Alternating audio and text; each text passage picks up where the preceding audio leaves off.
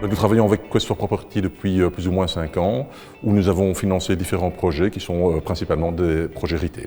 L'industrie immobilière et le secteur de la construction représentent 40% des émissions de CO2 et c'est la raison pour laquelle les banques s'y intéressent fortement.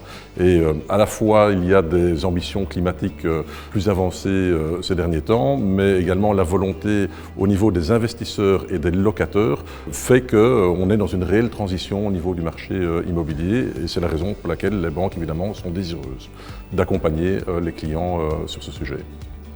L'ensemble des banques va devoir rapporter à partir de 2024 le GRA, qui est le Green Rate Adoption. Et donc voilà, on est également poussé par un régulateur pour promouvoir des projets qui sont des projets durables, tout comme l'est le projet Curne qu'a développé Quest for Property.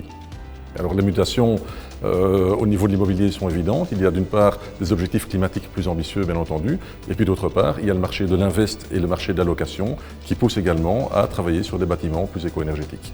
Curne, ici, est un projet qu'on appelle Nearly Zero Energy, donc ça veut dire que, en termes d'efficacité énergétique, c'est un bâtiment qui est effectivement très bon, mais à côté de ça, l'ensemble des énergies renouvelables est utilisé pour la consommation.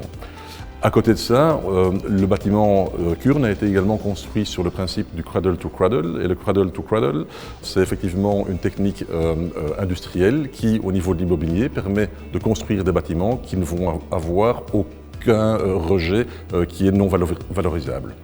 Curne est un projet BREEAM Outstanding et c'est une première au niveau du retail en Belgique. Alors l'impact d'un BREEAM pour la banque est très important effectivement parce qu'on se retrouve à financer un actif dont l'obsolescence progressive est moindre, donc la durée de l'actif est une durée plus longue. Ceci représente effectivement un risque du coup moins important au niveau de la banque, au niveau de son portefeuille crédit et nous augmentons également la durabilité de notre portefeuille crédit. Donc le grand avantage du BREEAM, effectivement, c'est bien entendu d'avoir des bâtiments qui, d'une part, se louent plus rapidement. Quand on a une certification BREEAM, le bâtiment se loue plus rapidement.